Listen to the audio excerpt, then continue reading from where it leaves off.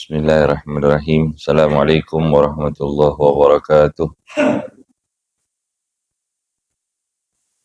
Al-Fatiha ila Rasulina wa nabiyina wa habibina wa syafiina Rasulillah Muhammad ibn Abdullah sallallahu alaihi wasallam. Thumma ila arwahi abai wa ikhwanihi minal anbiya wal mursalin. Thumma ila arwahi azwajihi wa ashabihi wa ahli baitihi tayyibin tahirin. Thumma ila arwahi imam al-muhajir ilallah wa ila Rasul Ahmad bin Isa sayyidina Ubaidillah bin Ahmad bin Isa. وثم إلى روى بالخصوص صاحب المؤلف رسالة أدب سلوك المريد لحبيب عبد الله بن علي بن محمد الحداد. نوينا بقراءة رسالة أدب سلوك المريد كما نوائه ومثل ما نوى آباؤنا وجدارنا ومشايخنا وأسلافنا الصالحون بقراءته ونفعنا بهم في الدين والدنيا والآخرة. وإلى حضرة النبي محمد صلى الله عليه وآله وسلم من سر الفاتحة. أعوذ بالله من الشيطان الرجيم. بسم الله الرحمن الرحيم. الحمد لله رب العالمين الرحمن الرحيم مالك يوم الدين. إياك نعبد وإياك نستعين. اهدنا الصراط المستقيم صراط الذين أنعمت عليهم غير المغضوب عليهم ولا الضالين آمين. بسم الله.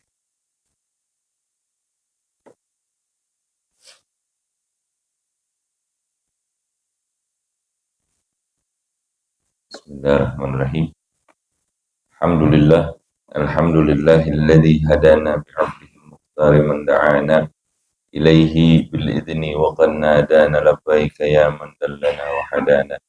سبحانك لا اللهم فصل وسلم وبارك وعظم على ذات المحمدية والآل واغفر لنا ما يكون وما قد كان. سبحانك لا علم لنا إلا ما علمتنا إنك أنت العليم الحكيم.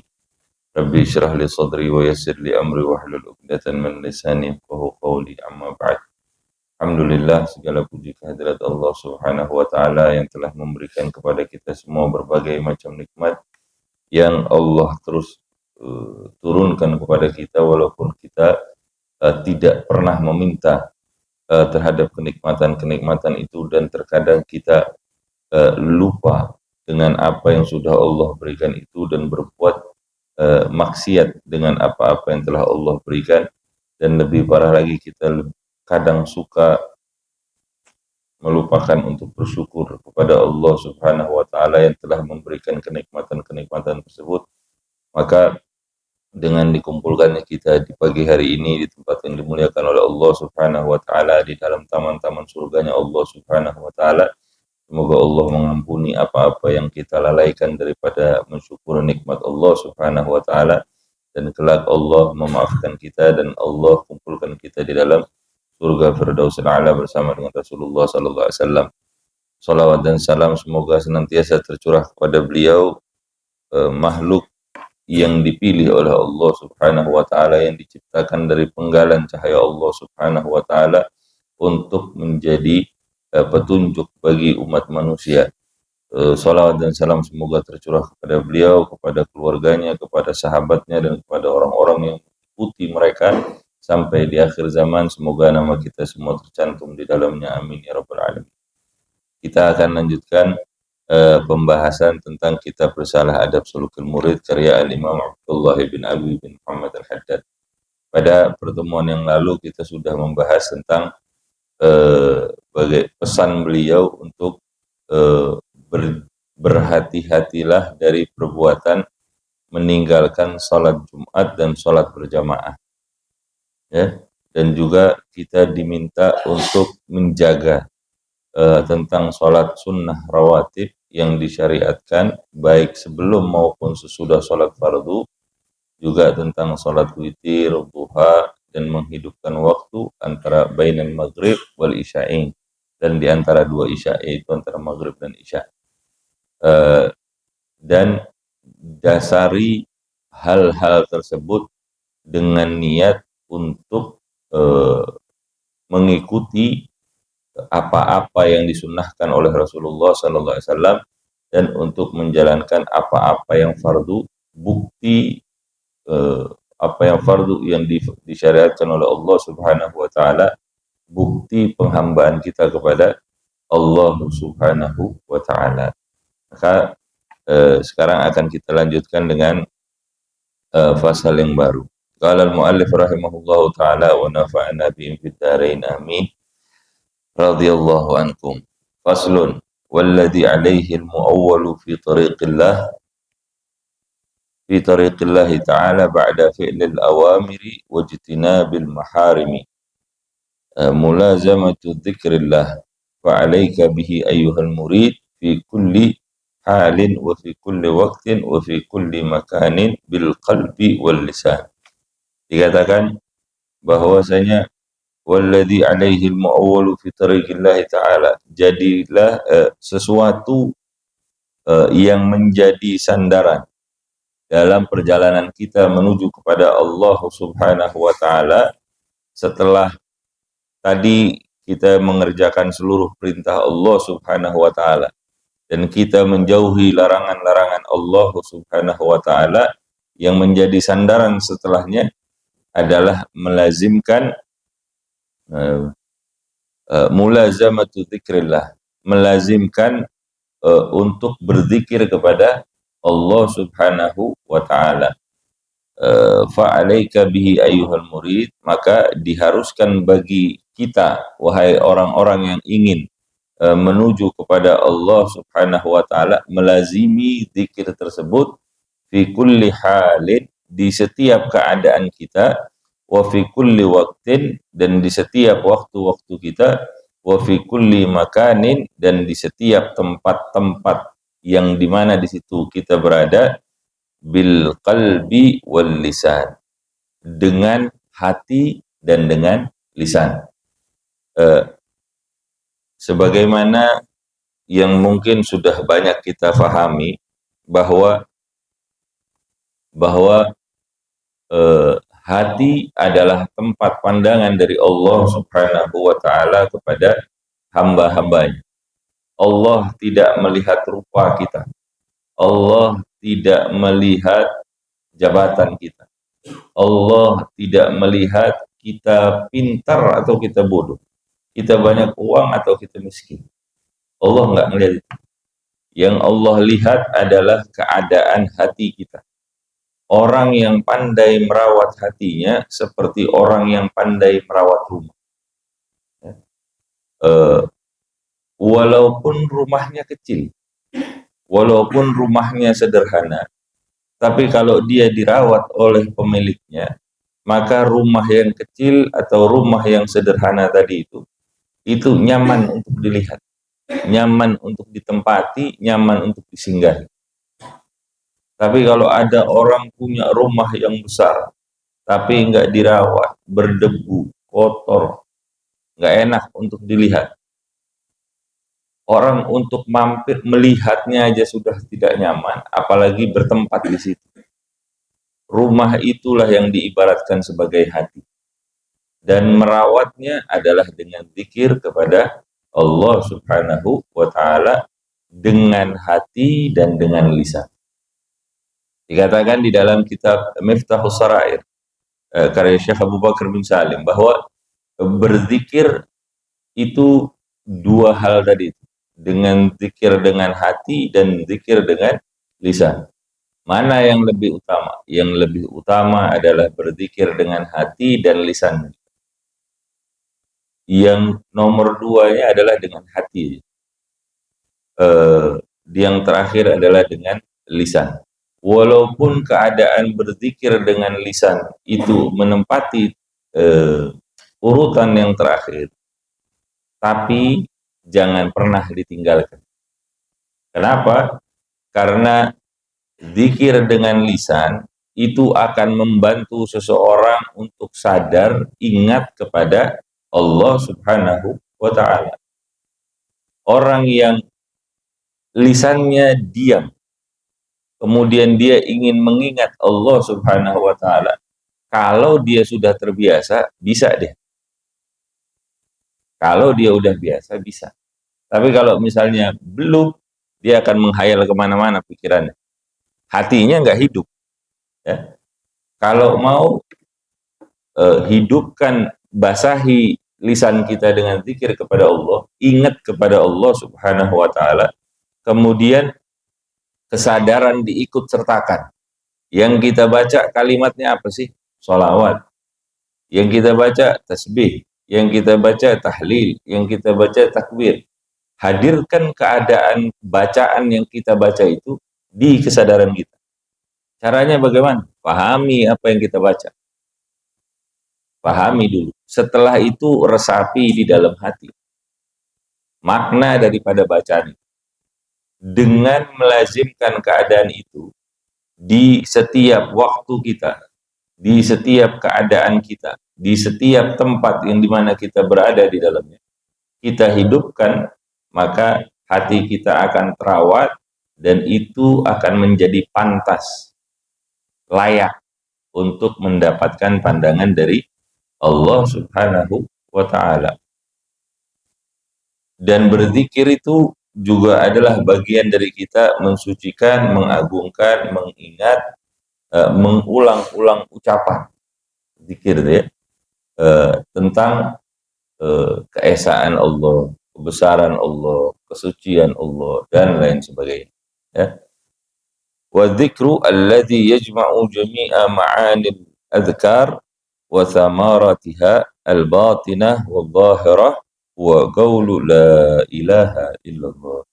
Sedangkan zikir yang mencakup seluruh makna zikir, begitu juga buahnya, hasilnya secara lahir maupun batin adalah zikir la ilaha illallah. Zikir la ilaha illallah adalah zikir yang diperintahkan untuk dilakukan secara terus-menerus untuk orang yang memulai perjalanan menuju Allah Subhanahu wa Ta'ala, maupun orang yang telah mencapai puncak, dia akan kembali kepada kalimat la ilaha illallah. Maksudnya gimana, Beb? Orang ketika belajar tentang tauhid, yang pertama dia pelajari bahwa tiada Tuhan selain Allah Subhanahu wa Ta'ala. Dan ketika dia mencari tentang bukti-bukti, tentang dalil-dalil yang menyatakan tentang keesaan Allah Subhanahu wa Ta'ala dalam perjalanan itu, dan hasilnya nanti di akhir daripada perjalanannya, dia tetap dalam keadaan, dalam tanda kutip, tidak akan menemukan zatnya Allah secara fisik, namun dia akan memahami bahwa Allah itu adalah maha ada. Segala yang akan dia cari akan bermuara kembali kepada kalimat la ilaha illallah. Nggak ada Tuhan selain Allah. Bedanya gimana? Orang yang pertama mengakui la ilaha illallah karena belum didasari dengan pengetahuan. Oh, bukan. Didasari dengan pengetahuan tanpa pembuktian. Maksudnya begitu. Tapi ketika orang yang sudah menjalani hal itu, dia akan sampai pada kesimpulan bahwa betul tiada Tuhan selain Allah, dan hatinya sudah dengan mantap bahwa segala sesuatu yang ada di muka bumi ini, semuanya adalah awalnya tidak ada, kemudian diadakan oleh Allah, dan kelak dia akan menjadi tiada lagi. Siapa yang mengatur itu semua? Yang mengatur itu semua adalah Allah Subhanahu wa Ta'ala, zat yang maha ada. Nggak ada sesembahan selain Allah Subhanahu wa Ta'ala. Kalimat Allah ini, bahkan dari katanya aja itu satu hal yang sudah istimewa ya.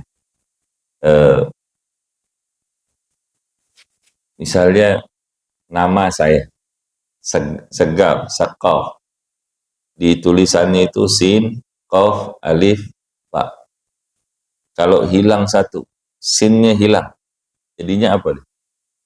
Qaf, apa artinya? Kalau qafnya hilang, saf. Kalau alifnya hilang, sakaf, tetap. Kalau fa-nya hilang, sakaf. Artinya lain-lain. Tapi kalau kalimat Allah, alif, lam, ha, alif, lengkap begitu dibacanya Allah. Alifnya hilang, bacanya apa? Lillah, untuk Allah Subhanahu wa Ta'ala. Lamnya yang pertama hilang. Lahu, untuk Allah subhanahu, baginya, siapanya? Allah subhanahu wa ta'ala. Lamnya hilang, tinggal haknya. Dia, Allah subhanahu wa ta'ala. Keren kalimat Allah.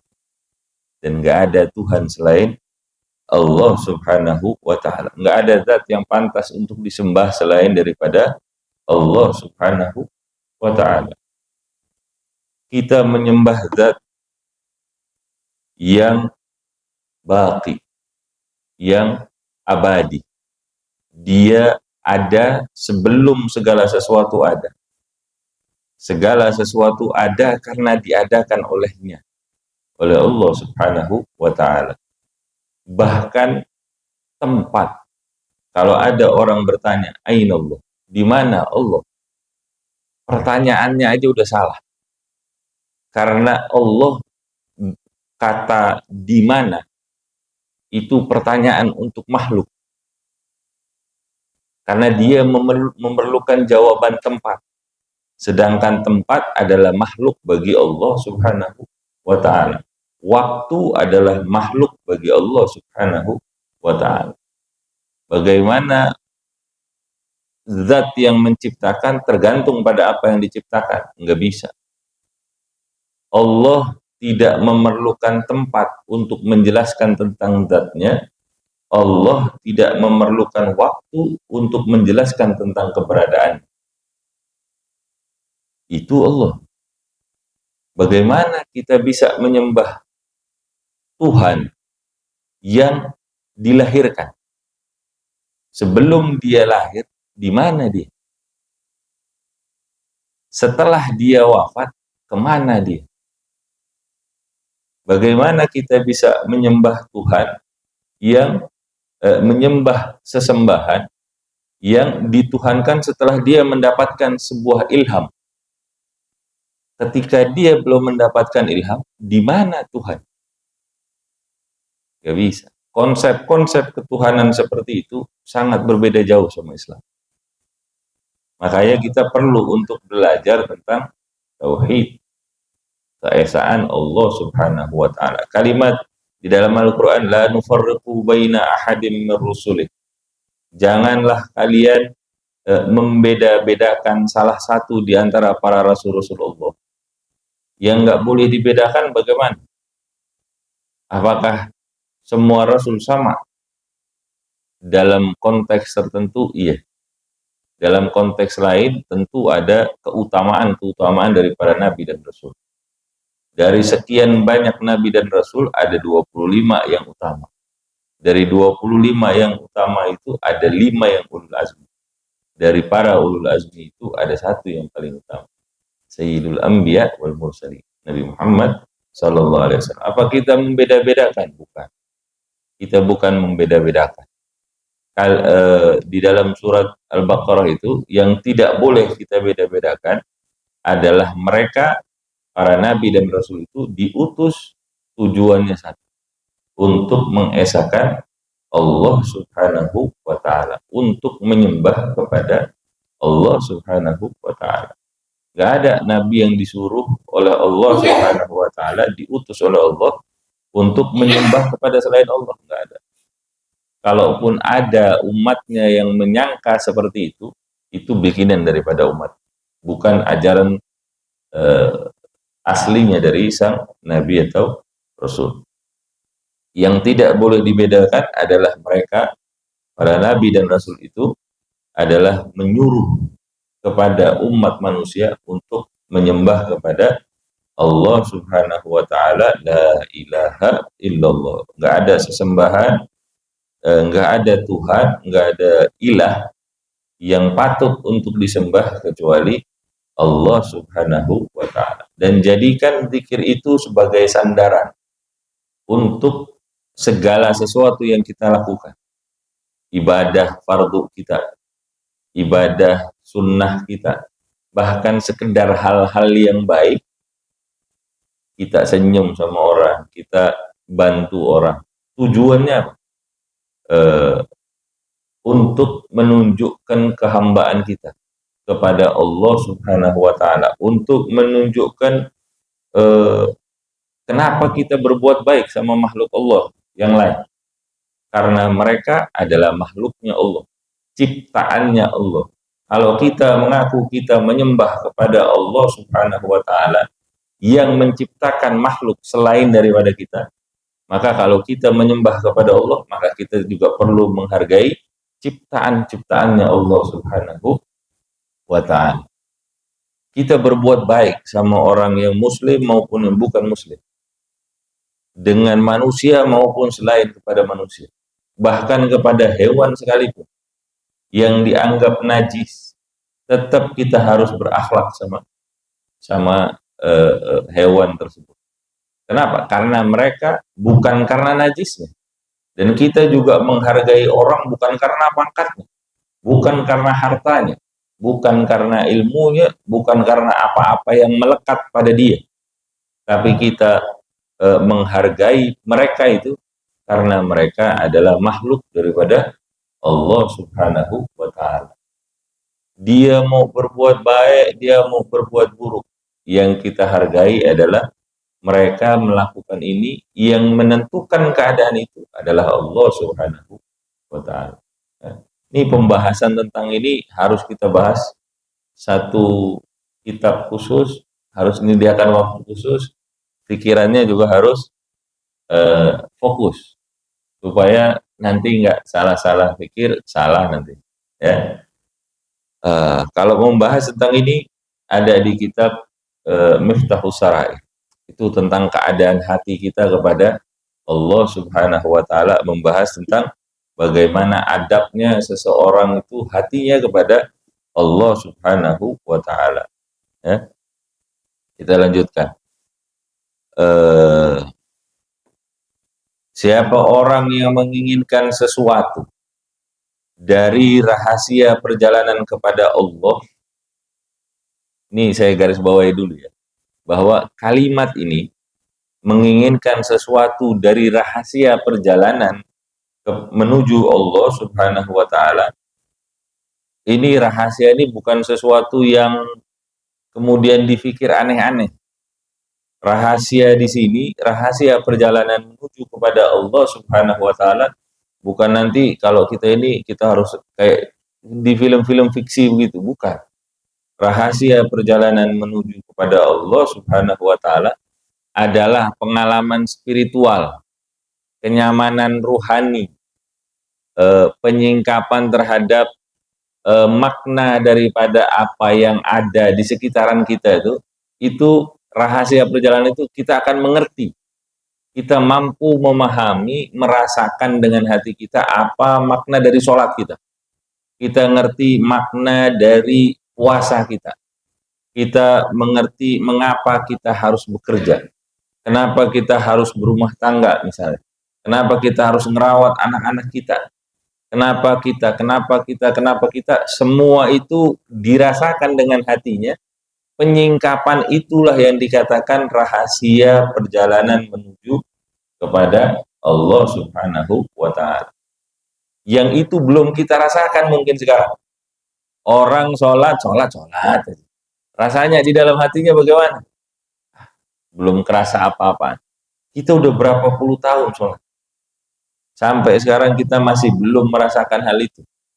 Ada orang-orang yang ingin merasakan suatu cita rasa daripada keadaan ibadahnya, penghambaannya kepada Allah Subhanahu wa taala.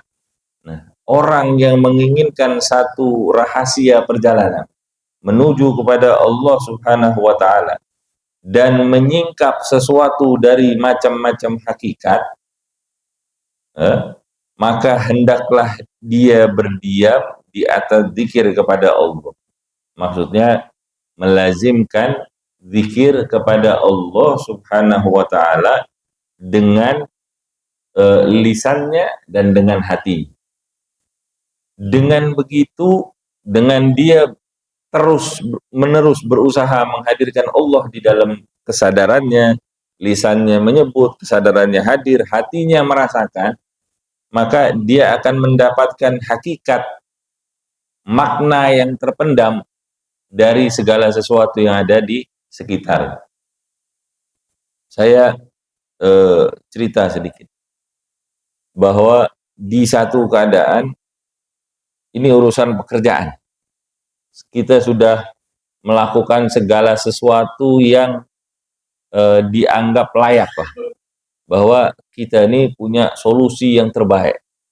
Datang ke satu instansi, kemudian melakukan segala sesuatunya, tapi ketika penetapan ternyata produk kita nggak dipilih.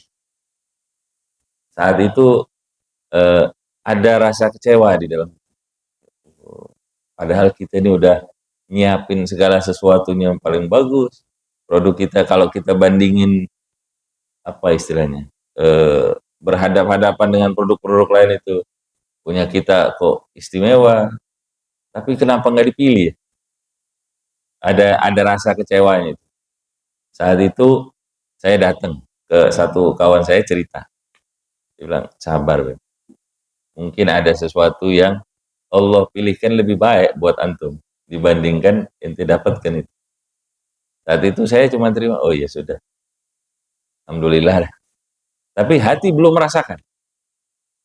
Selang 1 tahun kemudian ada berita di TV bahwa keadaannya riuh di dalam, sampai masuk ke dalam TV.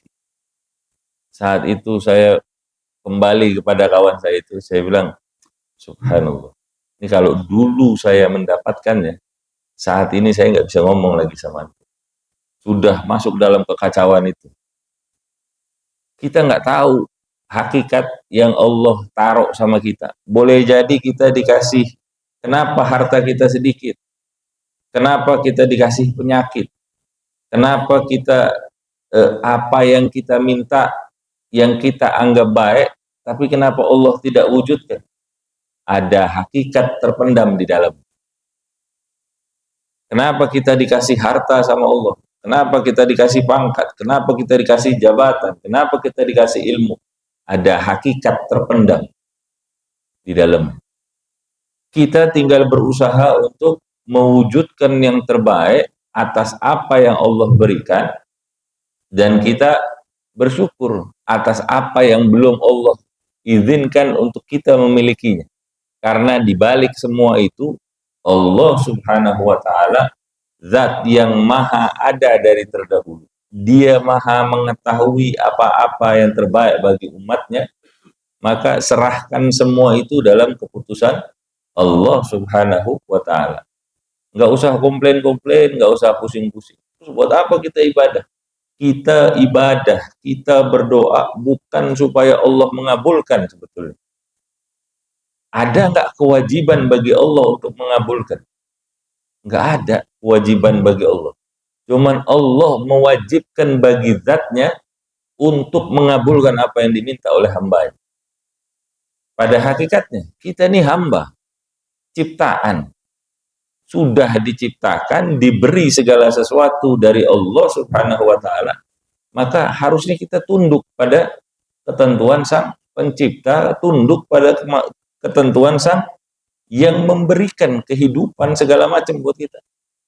Terus kita masih mau minta lagi sesuatu yang lebih dari itu. Pantas nggak seorang hamba? Hakikatnya tidak pantas. Cuman Allah Subhanahu wa Ta'ala dengan kelembutannya, dia Allah Subhanahu wa Ta'ala bilang, "Ud'uni astajib lakum." Minta sama saya akan kabulkan. Cuman pengabulannya jangan mengharapkan seperti yang kamu minta. Pengabulannya dari Allah pasti. Cuman Allah mengabulkan dengan ketentuannya Allah, dengan pengetahuannya Allah Subhanahu wa Ta'ala. Kita ini minta karena Allah memerintahkan kita untuk berdoa kepadanya.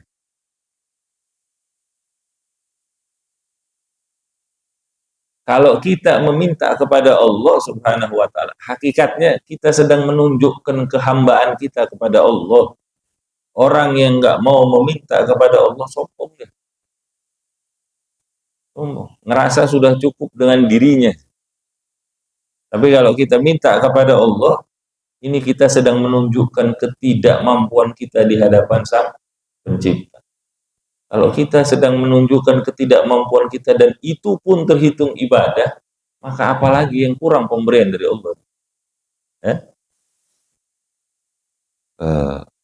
Maka hendaklah kita melazimkan diri di dalam berzikir kepada Allah Subhanahu wa taala dengan hati bigal bin hadir, dengan hati yang hadir, dengan penuh kesadaran. Sadari itu apa sih yang kita baca? Allahu Akbar, Allah Maha Besar. Maknanya apa? Allah Maha Besar. Pahami itu. Allahu Akbar kabira walhamdulillahi katsira ila akhir. Dicoba renungi sedikit makna-makna daripada apa yang kita baca. Saya pernah nanya sama guru saya, saya ini sedang berusaha untuk fokus di dalam sholat. Tapi saya sudah jalani itu sekitar sekian lama. Tapi kok susah ya untuk mendapatkan rasa itu, supaya fokus dalam sholat, hadir Allah itu terus menerus. Dia bilang, segah, yang ente minta ini bukan sesuatu yang remeh. Jadi jangan pernah, maksudnya dia jangan pernah merasa bosan untuk melakukan itu. Cuman dikasih tips sama dia, sama guru saya, dia bilang, ente kalau ente sulit menghadirkan Allah, maka fahami apa yang ente baca. Saya baru kepikiran, itulah pentingnya punya guru, ada yang bisa ngebimbing. Akhirnya suruh fahami kalimat takbir ente, Allahu Akbar, iftitahnya difahami, Fatihahnya difahami, surat-surat pendeknya difahami, kemudian bacaannya, ruku, iktidal dan lain sebagainya. Coba difahami. Coba difahami. Dengan begitu, dengan kita sibuk menyibukkan diri kita dengan makna bacaan sholat, mau nggak mau pasti jadi fokus. Dan setelah itu agak lebih ringan. Agak lebih ringan ya. Hatinya itu harus sadar, hadir ya. Disertai dengan adab yang baik. Pakai adab. Boleh berebutan di soft pertama, boleh, tapi harus punya adabnya. Yang tua-tua kasih di depan, yang hafal-hafal kasih di depan. Jangan anak kecil taruh di depan. Itu ada adabnya. Kita bukan cuman sekedar kejar-kejaran pahala doang. Itu dulu di sebelum peperangan Karbala, itu para pengikutnya Sayyidina Husain bilang, kami ini nggak pernah mau maju di soft pertama ketika sholat, karena kami tahu keutamaan kalian. Dia tahu nih keutamaannya orang-orang yang emang pantas masuk di soft pertama. Cuman di peperangan ini izinkan kami yang berada di soft pertama. Dia bilang, ini bukan perang kalian. Kalau kalian mau pergi nggak ada apa-apa. Dia bilang, enggak, kami mau, dan kami mau di soft pertama. Kenapa ente masuk di soft pertama?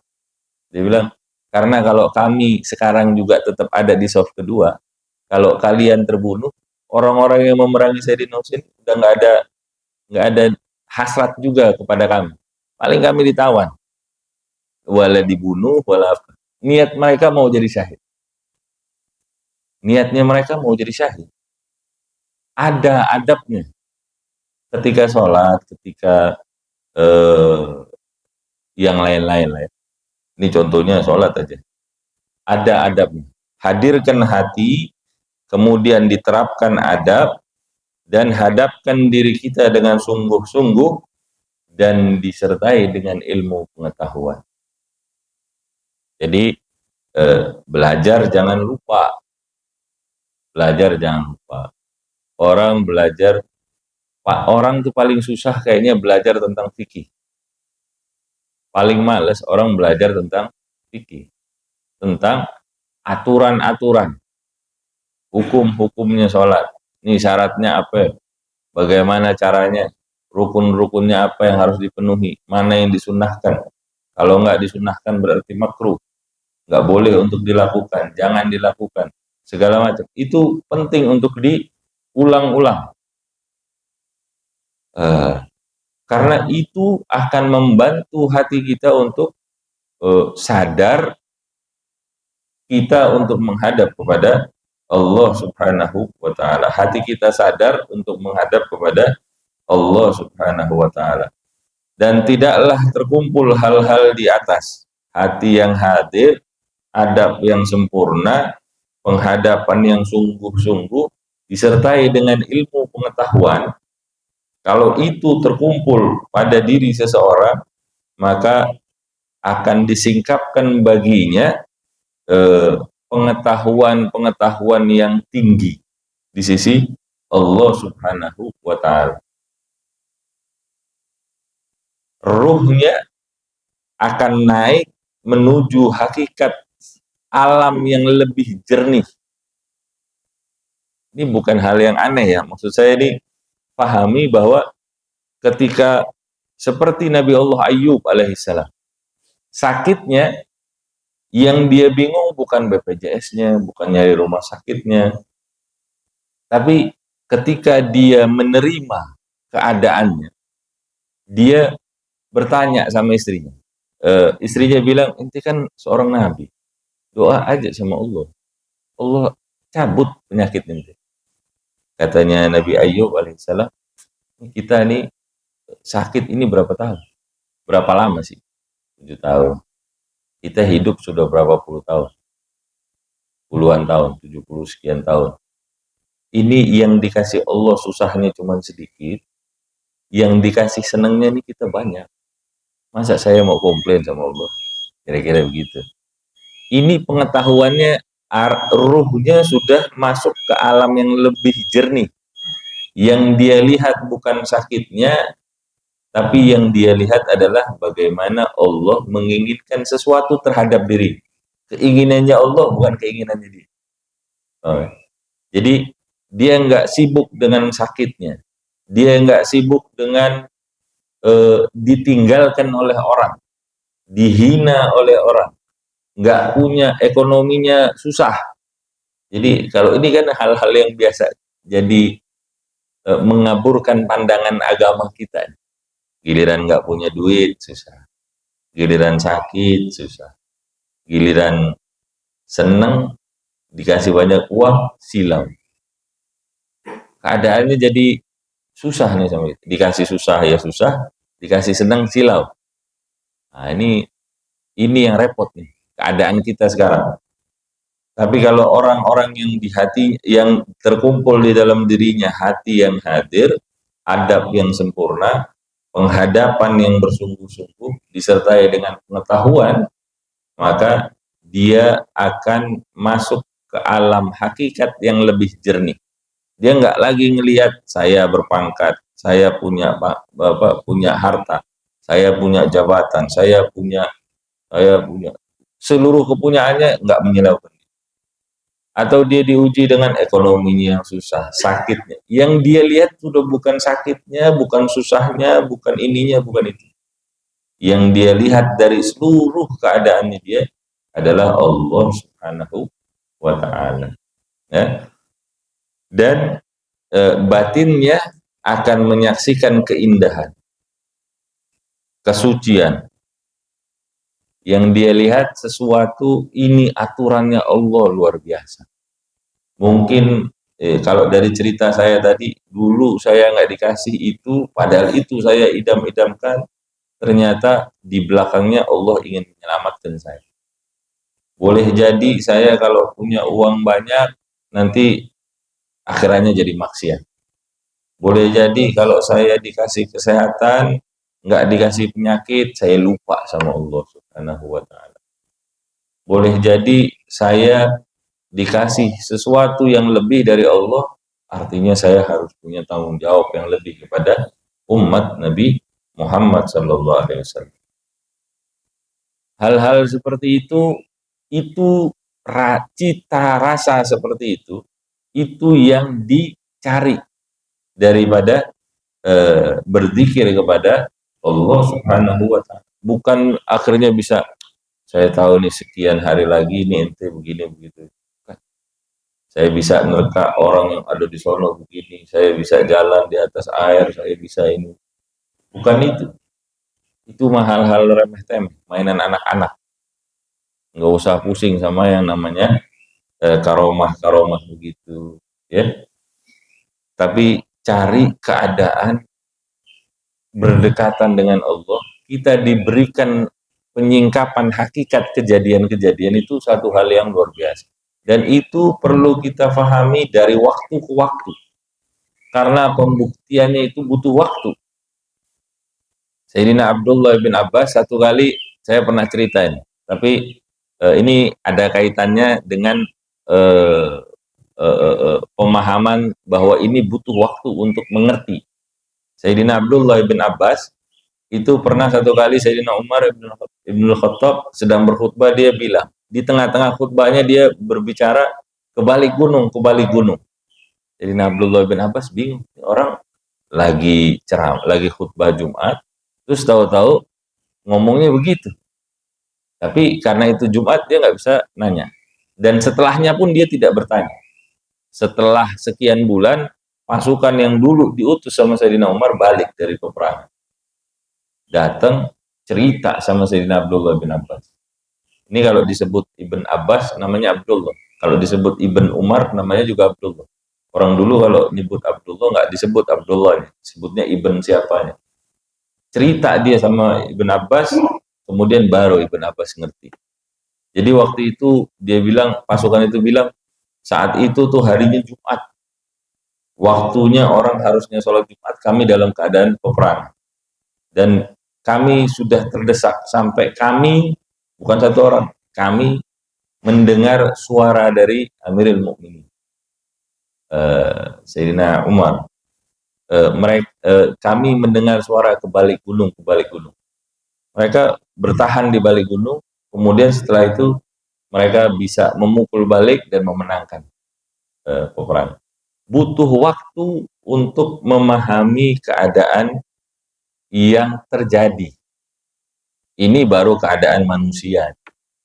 Ketentuannya Allah, kalau kita mau serahkan ini semua kepada Allah, inti dari kalimat la ilaha illallah itu butuh waktu juga kita untuk mengerti tentang bagaimana kelembutan pengaturan Allah, ketentuan Allah Subhanahu wa taala kepada diri kita. Ya. Dan jadilah kalian wahai murid untuk memperbanyak tafakkur, memikirkan hal-hal yang sudah terjadi terdahulu oleh orang-orang terdahulu maupun keadaan kita yang kemarin-kemarin dan keadaan kita yang sekarang, dan kira-kira apa yang terbaik untuk bisa kita lakukan ke depannya.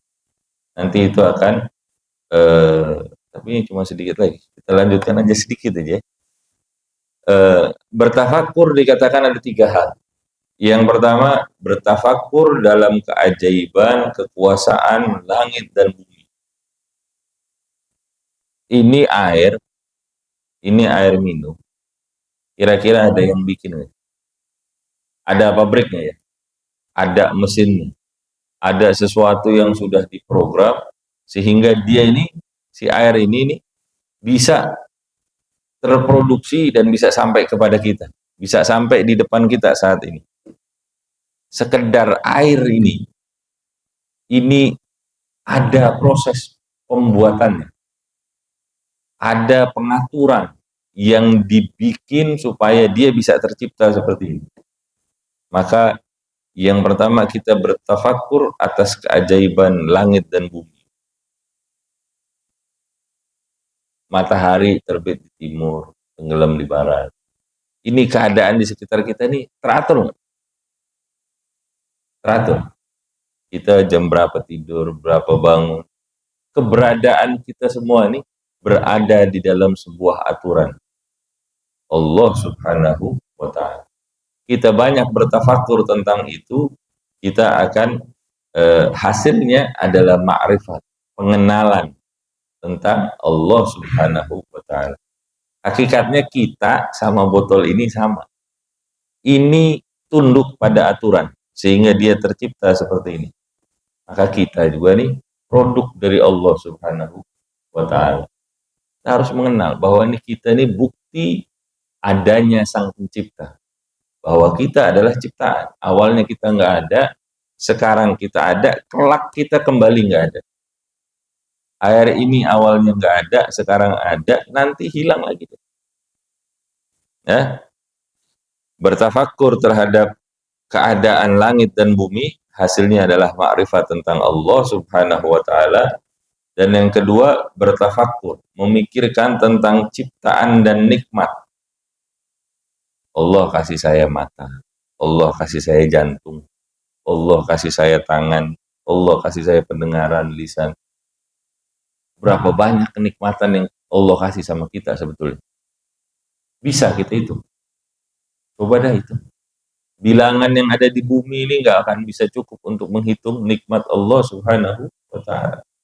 Kalau kita tahu tentang nikmat, kita bertafakur tentang nikmat yang sudah Allah berikan, hasilnya kita akan tambah cinta kepada Allah Subhanahu wa Ta'ala. Ada nggak yang pernah minta matanya bagus-bagus aja gitu? Ya Allah, kasih saya mata. Pernah kita minta mata kita? Enggak. Pernah kita minta jantung kita supaya baik kerjanya, ginjal kita supaya baik kerjanya, lambung kita. Pernah nggak kita mikirin tentang itu? Kita didengarkan tentang hal ini aja, kita masih malas untuk mikirin. Sekarang kita dikasih paham bahwa ini nikmat dari Allah, lambung.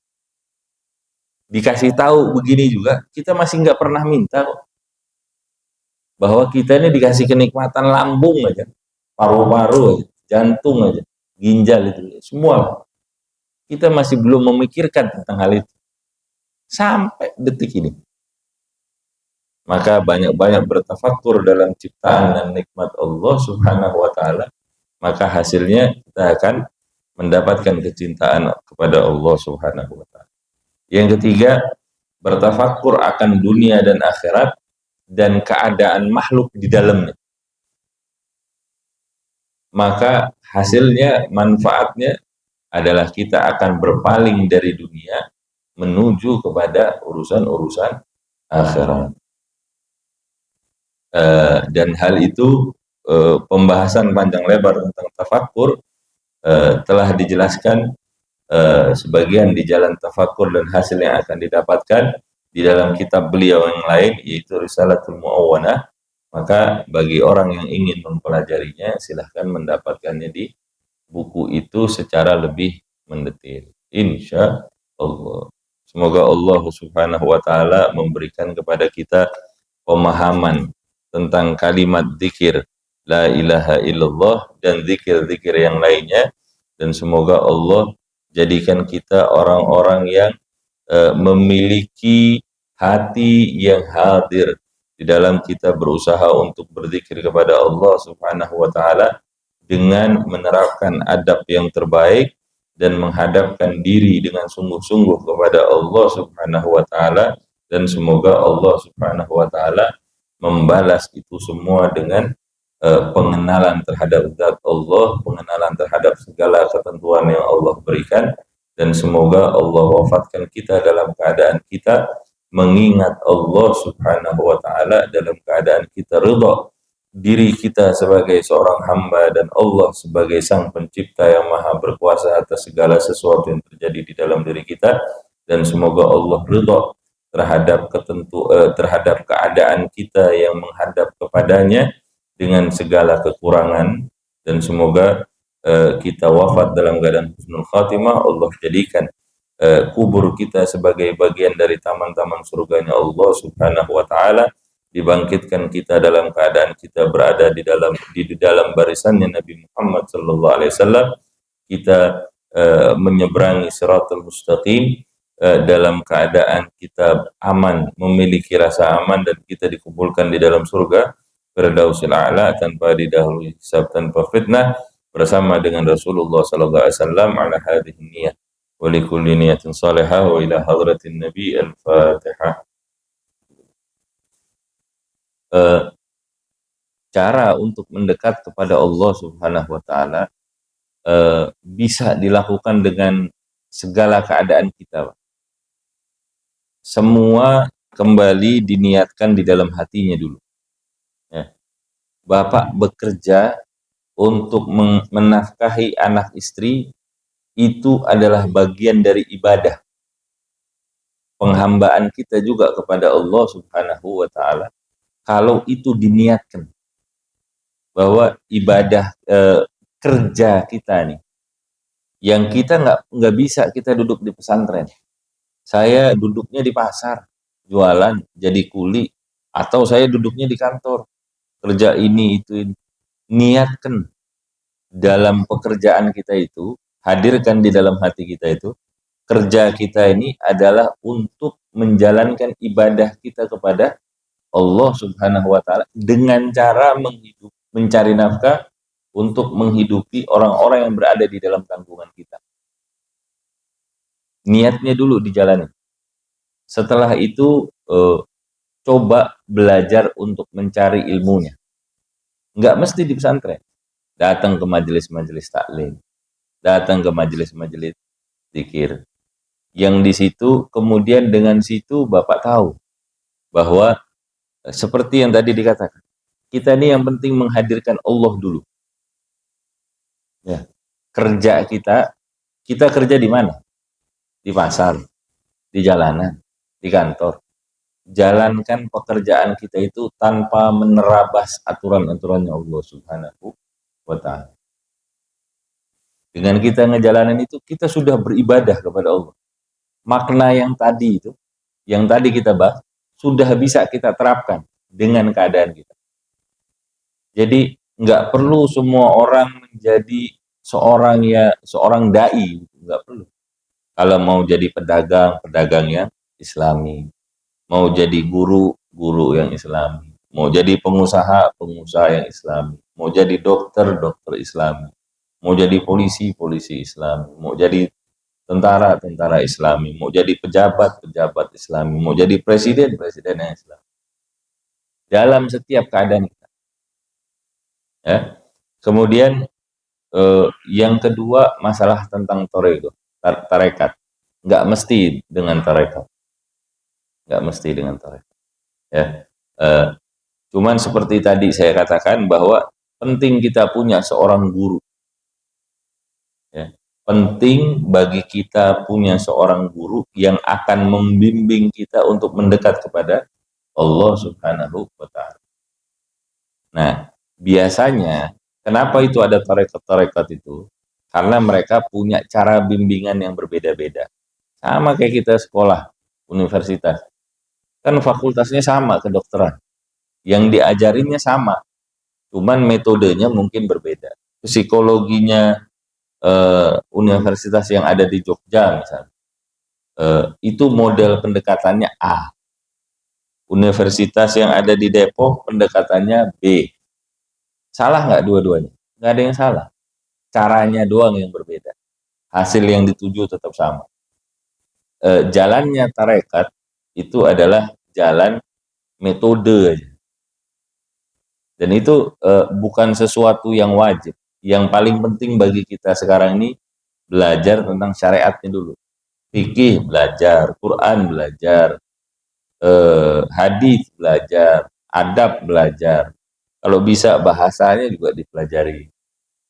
Yang sekiranya bisa kita terapkan di dalam keadaan kita yang sekarang ini.